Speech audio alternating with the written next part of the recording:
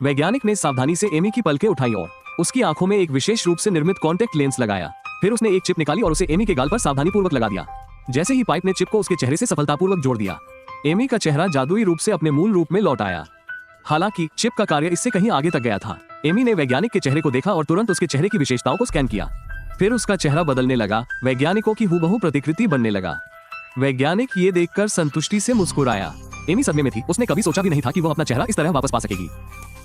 हालांकि वैज्ञानिक ने ज्यादा दिलचस्पी नहीं दिखाई और उसे जेल में घुसपैठ करने और अपने साथियों को बचाने का एक विशेष कार्य दिया। एमी बिना किसी हिचकिचाहट के सहमत हो गई। वार्डन की पत्नी का वेश धारण कर लिया।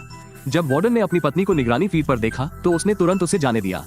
इसके साथ ही एमी चुपचाप जेल में दाखिल हो गई। जैसे ही वो एक गलियारे से गुजर रही थी, उसने अपनी आंखों से एक गुजरते हुए एजेंट को देखा और अगले ही पल उसका चेहरा तुरंत झुलस गया।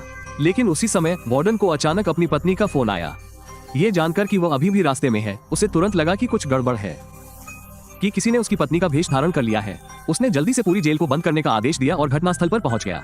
एमी को व्यक्तिगत रूप से पकड़ने की तैयारी में, जो उसकी पत्नी के भेष में थी। हालांकि उसे इसकी कोई भनक नहीं थी। एमी ने पहले ही एक नया रूप धारण कर लिया था